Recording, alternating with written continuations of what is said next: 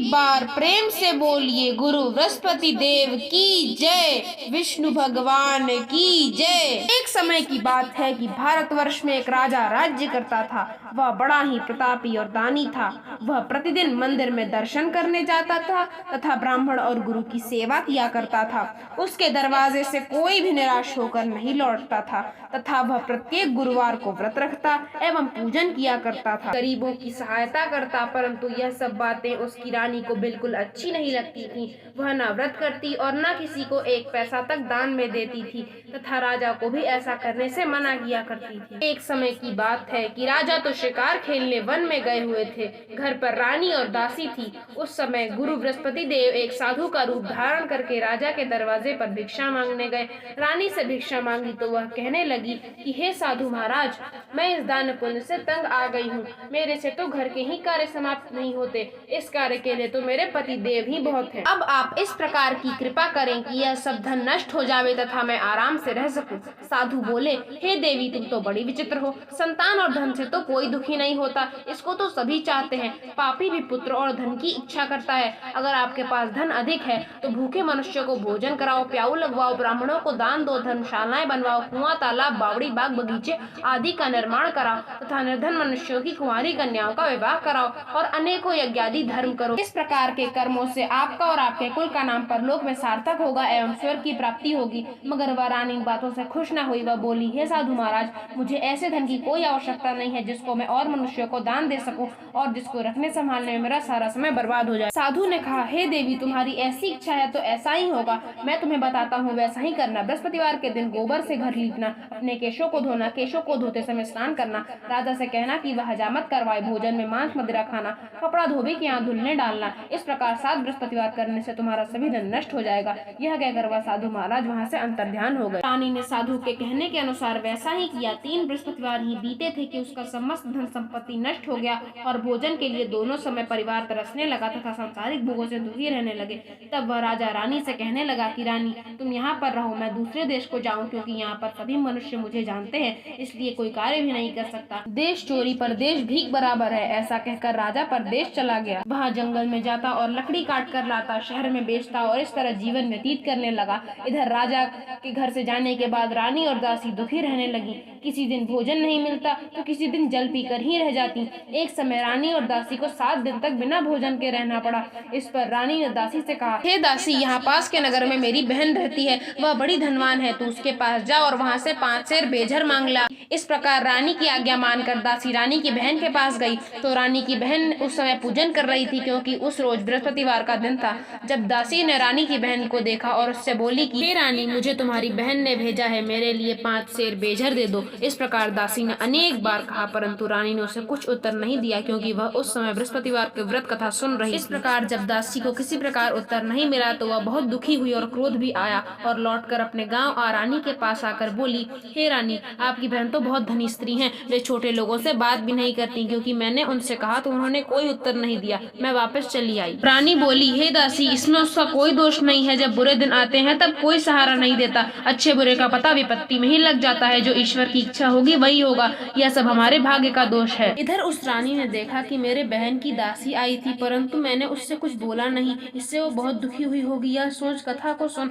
और विष्णु भगवान का पूजन समाप्त कर वह रानी अपने बहन के घर चल दी और जाकर अपनी बहन से कहने लगी कि हे बहन, मैं बृहस्पतिवार का व्रत कर रही थी, तुम्हारी दासी गई, परंतु जब तक कथा होती है तब तक न उठते हैं न बोलते हैं, इसलिए मैं नहीं बोली। कहो दासी क्यों गई थी? रानी बोली, बहन, हमारे यहाँ अनाज नहीं था। वैसे तुमसे कोई बात छिपी नहीं है, इसी कारण मैंने दासी को तुम्हारे पास 5 सेर बेझर लेने के लिए भेजा था। रानी बोली, बहन, बृहस्पति भगवान सबकी मनोकामना पूर्ण करते हैं, देखो शायद तुम्हारे घर में अनाज रखा हो। इस प्रकार का वचन जब रानी ने सुना तो घर के अंदर गई। वहाँ उसे एक घड़ा बेझर से भरा मिल गया। यह देखकर रानी और बांदी बहुत ही खुश हुई। दासी कहने लगी, हे रानी, वैसे जब हमको नहीं मिलता है तो हम रोज ही व्रत करते हैं। अगर इनसे व्रत की विधि और कथा पूछ ली जावे तो हम भी व्रत किया करेंगे। तब उस रानी ने अपनी बहन से पूछा और उसकी बहन ने बताया, हे बहन, बृहस्पतिवार के व्रत में चने की दाल, मुनक्का से विष्णु भगवान का केले की जड़ में पूजन करे तथा दीपक जलावे, पीला भोजन करे और कहानी सुने। इस प्रकार करने से गुरु भगवान प्रसन्न होते हैं, अन्न पुत्र धन देते हैं, मनोकामना पूर्ण करते हैं। इस प्रकार रानी और दासी दोनों ने निश्चय किया कि वह बृहस्पति भगवान का पूजन जरूर करेंगे। 7 रोज बाद जब बृहस्पतिवार आया तो उन्होंने व्रत रखा। घुड़साल में जाकर चना गुड़ बिन लाई तथा उसकी दाल से केले की जड़ में विष्णु भगवान का पूजन किया। अब भोजन पीला कहाँ से आवे, बेचारी बड़ी दुखी हुई, परंतु उन्होंने व्रत किया था, इस कारण गुरु भगवान प्रसन्न थे। 2 थालों में सुंदर पीला भोजन लेकर आए और दासी से कहने लगे, हे दासी, यह तुम्हारे और तुम्हारे रानी के लिए भोजन है, तुम दोनों करना। दासी भोजन पाकर बड़ी प्रसन्न हुई और रानी से बोली कि चलो रानी भोजन कर लो। रानी को इस विषय में कुछ नहीं पता था, इसलिए उसने दासी से कहा, तू ही भोजन कर, क्योंकि तू हमारी व्यर्थ में हंसी उड़ाती है। दासी बोली, एक महात्मा भोजन दे गया है।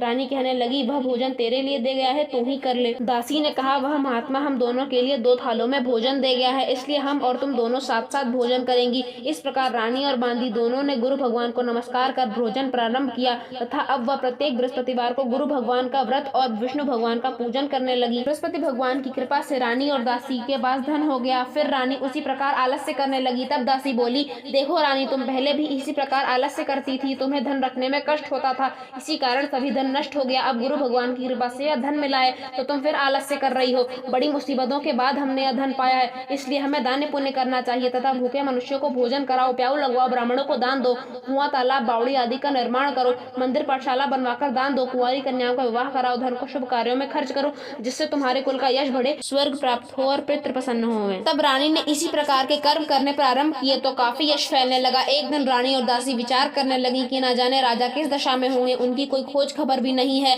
गुरु भगवान से उन्होंने प्रार्थना की और भगवान ने रात्रि में राजा के स्वप्न में आकर कहा, हे राजा, उठ, तेरी रानी तुझको याद करती है, अपने देश चला जा। राजा प्रातः काल उठा और विचार करने लगा कि स्त्री जाति खाने और पहनने की साथी होती है, पर भगवान की आज्ञा मानकर वह अपने नगर के लिए चलने को तैयार हुआ। इससे पूर्व जब राजा परदेश चला गया था तब परदेश में बहुत दुखी रहने लगा था। प्रतिदिन जंगल में से लकड़ी बीनकर लाता और उन्हें शहर में बेचकर अपने दुखी जीवन को बड़ी कठिनता से व्यतीत करने लगा। एक दिन राजा दुखी हो अपनी पुरानी बातों को याद करके रोने लगा। तब उस जंगल में बृहस्पति देव एक साधु के रूप में उसके पास आकर बोले, हे लकड़हारे, तुम इस सुनसान जंगल में किस चिंता में बैठे हो, मुझको बतलाओ। यह सुन राजा के नेत्रों में जल भर आया और साधु की वंदना कर बोला, हे प्रभु, आप सब कुछ जानने वाले हो। इतना कहकर साधु को अपनी संपूर्ण कहानी सुना दी। महात्मा दयालु होते हैं। वे राजा से बोले, हे राजा, तुम्हारी स्त्री ने बृहस्पति देव का अपराध किया था, जिन कारण तुम्हारी यह दशा हुई है।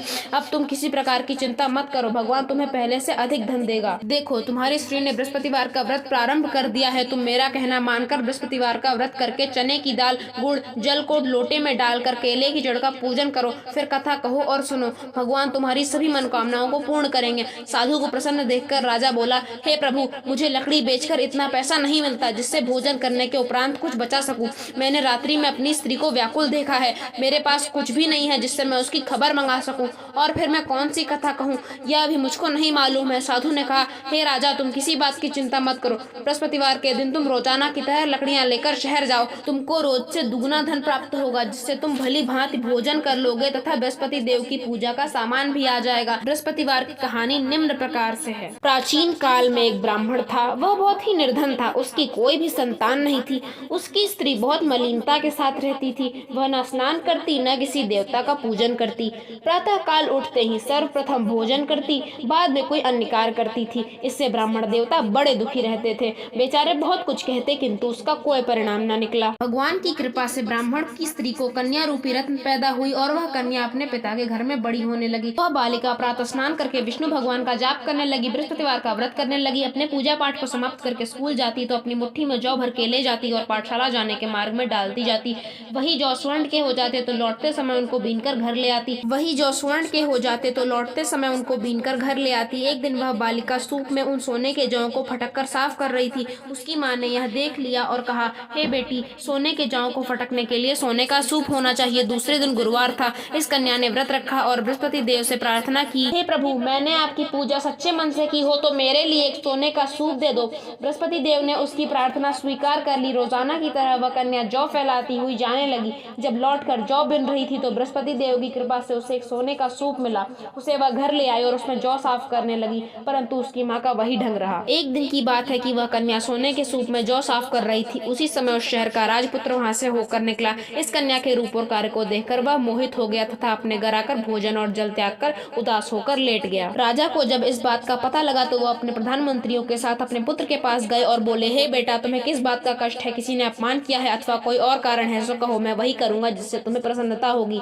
अपने पिता की राजकुमार ने बात सुनी तो वह बोला, मुझे आपकी कृपा से किसी बात का दुख नहीं है, न ही किसी ने मेरा अपमान किया है, परंतु मैं उस लड़की के साथ विवाह करना चाहता हूँ जो सोने के सूप में सोने समय के जौ साफ कर रही थी। यह सुन राजा आश्चर्य में पड़ गया और बोला, हे बेटा, इस तरह की कन्या का पता तुम ही लगाओ, मैं उसके साथ तुम्हारा विवाह अवश्य करा दूंगा। राजकुमार ने उस लड़की के घर का पता बतलाया। मंत्री उस लड़की के घर गए। ब्राह्मण की कन्या का विवाह राजकुमार के साथ संपन्न हो गया। कन्या के घर से जाते ही पहले की भांति उस ब्राह्मण देवता के घर में गरीबी का निवास हो गया। अब भोजन के लिए भी अन्न बड़ी मुश्किल से मिलता था। एक दिन दुखी होकर ब्राह्मण देवता अपनी पुत्री के पास गए। बेटी ने पिता की दुखी अवस्था को देखा तो अपनी माँ के बारे में समाचार पूछा। तब ब्राह्मण ने सभी हाल कह सुनाया। कन्या ने बहुत साधन देकर अपने पिता को विदा कर दिया। इस तरह ब्राह्मण का कुछ समय सुखपूर्वक व्यतीत हुआ। कुछ समय बाद फिर वही हाल हो गया। ब्राह्मण फिर अपनी कन्या के यहाँ गया और सभी हाल लड़की को कह सुनाया। तो लड़की ने कहा, हे पिताजी, आप माताजी को यहाँ लिवा लाइए, मैं उन्हें विधि बता दूंगी जिससे गरीबी दूर हो जाएगी। वह ब्राह्मण देवता अपनी स्त्री को साथ लेकर वहाँ पहुंचे तो पुत्री अपनी माँ को समझाने लगी, हे माँ, तुम प्रातः काल उठकर सर्वप्रथम स्नानादि करके विष्णु भगवान का पूजन करो तो सब दरिद्रता दूर हो जाएगी। परंतु उसकी माँ ने उसकी एक बात न मानी और प्रातः काल उठकर अपनी पुत्री के बच्चों का जूठन खा लिया। एक दिन उसकी पुत्री को बहुत गुस्सा आया तो उसने अपनी कोठरी में से सभी सामान निकाल दिया और उसमें अपनी माँ को बंद कर दिया। प्रातः काल उसमें से निकाला, स्नानादि करा के पूजा करवाई तो उसकी माँ की बुद्धि ठीक हो गई। फिर प्रत्येक बृहस्पतिवार को व्रत रखने लगी। इस व्रत के प्रभाव से उसकी माँ भी बहुत धनवान हो गई तथा पुत्रवती हो गई और बृहस्पति जी के प्रभाव से स्वर्ग को प्राप्त हुई। वह ब्राह्मण भी इस लोक के सुख को भोगकर स्वर्ग को प्राप्त हुए। इस तरह की कहानी कहकर साधु देवता वहाँ से अंतर्ध्यान हो गए। धीरे धीरे समय व्यतीत होने पर फिर वही बृहस्पतिवार का दिन आया। राजा जंगल में लकड़ी काटकर किसी शहर में बेचने गया तो उसे उस दिन और दिनों से अधिक धन मिला। राजा ने चना गुड़ आदि लाकर बृहस्पतिवार का व्रत किया। उस दिन से उसके सभी क्लेश दूर हो गए। परंतु जब दोबारा गुरुवार का दिन आया तो बृहस्पतिवार का व्रत करना भूल गया। इसी कारण बृहस्पति भगवान नाराज हो गए। उस दिन उस नगर के राजा ने विशाल यज्ञ का आयोजन किया तथा शहर में यह घोषणा करा दी कि कोई भी मनुष्य अपने घर में भोजन न बनावे तथा आग भी न जलावे, समस्त लोग मेरे यहाँ भोजन करने आवे। इस आज्ञा को जो न मानेगा उसके लिए फांसी की सजा दी जाएगी। इस तरह की घोषणा संपूर्ण नगर में करवा दी गई। राजा की आज्ञा अनुसार शहर के सभी लोग भोजन करने आए, लेकिन लकड़हारा कुछ देर से पहुंचा, इसलिए राजा उसको अपने घर साथ लिवा लाए और ले जाकर भोजन करा रहे थे तो रानी की दृष्टि उस खूंटी पर पड़ी जिस पर उसका हार लटका हुआ था। वह वहां दिखाई नहीं दिया। रानी ने निश्चय किया कि मेरा हार इस मनुष्य ने चुरा लिया है। उसी समय उसने पुलिस बुलवाकर उसको जेल खाने में डलवा दिया। जब राजा जेल खाने में गया तो वह बहुत दुखी होकर विचार करने लगा कि न जाने कौन से पूर्व जन्म के कर्म के लिए मुझे यह दुख भोगना पड़ रहा है। राजा उसी साधु को याद करने लगा जो जंगल में उसे मिला था। उस समय तत्काल बृहस्पति देव साधु के रूप में प्रकट हो गए। उसकी यह दशा देखकर कहने लगे, अरे मूर्ख, तूने बृहस्पति देवता की कथा नहीं कही थी, इसी कारण तुझे यह दुख भोगना पड़ रहा है। अब चिंता मत कर, बृहस्पतिवार के दिन जेल खाने के दरवाजे पर 4 पैसे पड़े मिलेंगे, उनसे तू बृहस्पति देव की पूजा करना, तेरे सभी कष्ट दूर हो जाएंगे। बृहस्पतिवार के रोज उसे 4 पैसे मिले। राजा ने कथा कही। उसी रात्रि को बृहस्पति देव उस नगर के राजा के स्वप्न में आए और कहा, हे राजा, तुमने जिस आदमी को जेल खाने में बंद कर दिया है वह निर्दोष है, वह राजा है, उसे छोड़ देना। तेरी रानी का हार उसी खूंटी पर लटका हुआ है, अगर तू ऐसा नहीं करेगा तो तेरा राज्य नष्ट कर दूंगा। इस तरह रात्रि का स्वप्न देखकर राजा प्रातः काल उठा और खूंटी पर हार टंगा देखकर लकड़हारे को बुलाकर क्षमा मांगी तथा राजा के योग्य सुंदर वस्त्र आभूषण देकर विदा किया। गुरुदेव की आज्ञा अनुसार राजा अपने नगर को चल दिया। राजा जब नगर के निकट पहुंचा तो उसे बड़ा आश्चर्य हुआ। नगर में पहले से अधिक बाग बगीचे तथा धर्मशालाएं आदि बने हुए थे। राजा ने पूछा, यह सब किसके हैं? तो नगर के लोगों ने बताया कि यह सब रानी और बांदी के हैं। तो राजा को बहुत आश्चर्य हुआ और गुस्सा भी आया। जब रानी ने यह खबर सुनी कि राजा आ रहे हैं तो उसने बांदी से कहा, हे दासी, देख, राजा हमको कितनी बुरी हालत में छोड़ गए थे, वह हमारी ऐसी हालत देखकर कहीं लौट न जाए तो दरवाजे पर खड़ी हो जाए। आज्ञा अनुसार दासी दरवाजे पर खड़ी हो गई और राजा आया तो उन्हें अपने साथ लेवा लाई। तब राजा ने क्रोध करके अपनी तलवार निकाली और पूछने लगे कि यह सब धन कहाँ से आया है। तब उन्होंने बताया कि यह सब धन हमें बृहस्पति देव के व्रत के प्रभाव से मिला है। राजा ने निश्चय किया कि 7 रोज बाद तो सभी बृहस्पति देव का पूजन करते हैं, परंतु मैं रोजाना 3 बार कहानी कहा करूंगा तथा रोज व्रत रखूंगा। अब हर समय राजा के दुपट्टे में चने की दाल बंधी रहती थी तथा दिन में 3 बार कहानी कहता था। एक रोज राजा ने विचार किया कि चलो अपनी बहन के यहाँ से हो आवे। इस तरह निश्चय कर राजा घोड़े पर सवार हो अपनी बहन के यहाँ चल दिया। मार्ग में उसने देखा कि कुछ आदमी एक मुर्दे को लिए जा रहे हैं। उन्हें रोक राजा कहने लगा, अरे भाइयों, मेरे बृहस्पतिवार की कथा सुन लो। वे बोले, लो, हमारा आदमी मर गया है और इसको अपनी कथा की पड़ी हुई है। लेकिन कुछ आदमियों ने कहा कि चलो हम तुम्हारी कथा सुनेंगे। राजा ने दाल निकाली और जब कथा आधी हुई थी तो मुर्दा हिलने लगा और जब कथा समाप्त हो गई तो राम राम करके वह मनुष्य खड़ा हो गया। आगे मार्ग में उसे एक किसान मिला। राजा ने उसे अपनी कथा सुनने के लिए कहा। किसान बोला, जब तक तेरी कथा सुनूंगा तब तक 4 हरैया जोत दूंगा, जा अपनी कथा किसी और को सुना। राजा के हटते ही बैल पछाड़ खाकर गिर गए और किसान के पेट में बहुत जोरों से दर्द होने लगा। उसी समय उसकी माँ रोटी लेकर आई, अपने बेटे से सब हाल पूछकर दौड़ी दौड़ी उस घुड़सवार के पास गई और बोली, बेटा मैं तेरी कथा सुनूंगी, तू अपनी कथा मेरे खेत पर चलकर कहना। राजा ने बुढ़िया के खेत पर जाकर कथा कही, जिससे बैल खड़े हो गए और किसान के पेट का दर्द भी बंद हो गया। राजा अपनी बहन के घर पहुंचा। उसकी बहन ने उसकी खूब मेहमानी की। दूसरे दिन राजा ने देखा कि सब लोग भोजन कर रहे हैं। राजा ने रानी से पूछा कि क्या कोई ऐसा व्यक्ति नहीं है जिसने भोजन न किया हो, तो वह मेरी बृहस्पतिवार की कथा सुन ले। रानी ने उसे बताया कि यह देश ऐसा ही है, यहाँ पे सब लोग पहले भोजन करते हैं, बाद में कोई अन्य कार्य करते हैं। ऐसा कहकर पड़ोस में देखने चली गई, परंतु उसे कोई न मिला जिसने भोजन न किया हो। अतः वह एक कुम्हार के घर गई जिसका लड़का बीमार था। वहाँ पर किसी ने 3 रोज से भोजन नहीं किया था। उसने अपने भाई की कथा सुनने के लिए कहा और कुम्हार तैयार हो गया। राजा ने कुम्हार के घर जाकर कथा कही और उसका लड़का ठीक हो गया। अब तो राजा की प्रशंसा होने लगी। एक दिन राजा ने कहा, बहन हम अपने घर को जाएंगे, तुम भी तैयार हो जाओ। बहन अपनी सास से पूछने गई तो सास ने कहा, हाँ चली जा, परंतु अपने बच्चों को मत ले जाना क्योंकि तेरे भाई की कोई औलाद नहीं है। बहन ने अपने भाई से कहा कि भैया मैं तो चलूंगी, परंतु कोई बालक नहीं जाएगा। इस पर राजा बोला कि जब कोई बालक नहीं जाएगा तो तुम ही जाकर क्या करोगी। बड़े दुखी मन से वह अपने घर लौट आया। राजा ने अपनी रानी से कहा कि हम निर्वंशी राजा हैं, हमारा मुंह देखने का धर्म नहीं है। उसने कुछ भोजन आदि नहीं किया और उदास होकर लेट गया। रानी बोली, हे प्रभु, बृहस्पति देव ने हमें सब कुछ दिया है, औलाद भी अवश्य देंगे। उसी रात को बृहस्पति देव ने राजा के स्वप्न में आकर कहा, हे राजा उठ, सभी सोच त्याग दे, तेरी रानी गर्भ से है। राजा को यह बात सुनकर बड़ी खुशी हुई। 9वें महीने उसके गर्भ से एक सुंदर पुत्र पैदा हुआ। राजा बोला, हे रानी, स्त्री बिना भोजन के रह सकती है, बिना कहे नहीं। जब मेरी बहन आए तो तुम उससे कुछ मत कहना। रानी ने सुनकर हाँ कह दी। यह शुभ समाचार सुनकर जब राजा की बहन बधाई लेकर आई, तब रानी ने कहा, घोड़ा चढ़कर नहीं आई, गधा चढ़ाई। राजा की बहन बोली, मैं ऐसे ना कहती तो तुम्हें औलाद कैसे मिलती। बृहस्पति देव ऐसे ही है, जैसे जिसकी मन की कामना सभी को पूर्ण करते हैं। जो सद्भावना पूर्वक बृहस्पतिवार का व्रत करता है एवं कथा पढ़ता है अथवा सुनता है और दूसरों को सुनाता है, बृहस्पति देव उसकी मन की सभी मनोकामना पूर्ण करते हैं। भगवान बृहस्पति देव उनकी सदैव रक्षा करते हैं जो सद्भावना से उनका पूजन एवं व्रत करता है। जैसी सच्ची भावना से रानी और राजा ने उनकी कथा का गुणगान किया तो उनकी सभी इच्छाएं बृहस्पति देव ने पूर्ण की। इसीलिए सब कथा सुनने वालों को प्रसाद लेकर जाना चाहिए, हृदय में उनका मनन करते हुए जयकारा बोलना चाहिए। बोलिए गुरु बृहस्पति देव की जय, विष्णु भगवान की